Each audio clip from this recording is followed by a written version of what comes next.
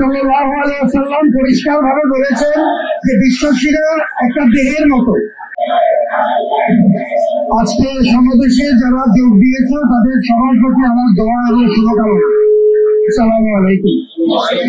আজকে গাজা, রাফা, প্যালেস্টাইন যেভাবে আমরা বলি না কেন, এটি পৃথিবীর সমস্ত মুসলিমের নিপীড়নের প্রতীক হয়ে দাঁড়িয়েছে।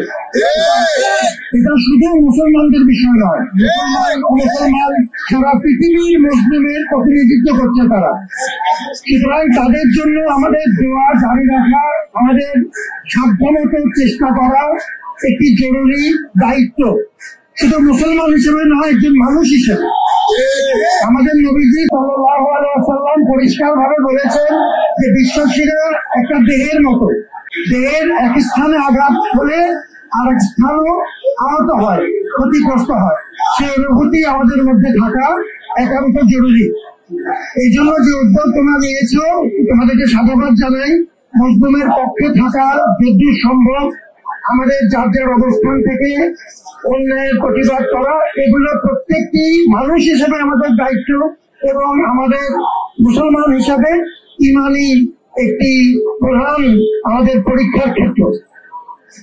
আরেকটি কথা বলবো যে আজকে দেশব্যাপী অনেক রকম বড় অনুষ্ঠান হচ্ছে, আয়োজন হচ্ছে প্যালেস্টাইনের পক্ষে, এবং আমাদের এখানেও অনেকগুলো একসাথে পরীক্ষা চলছে।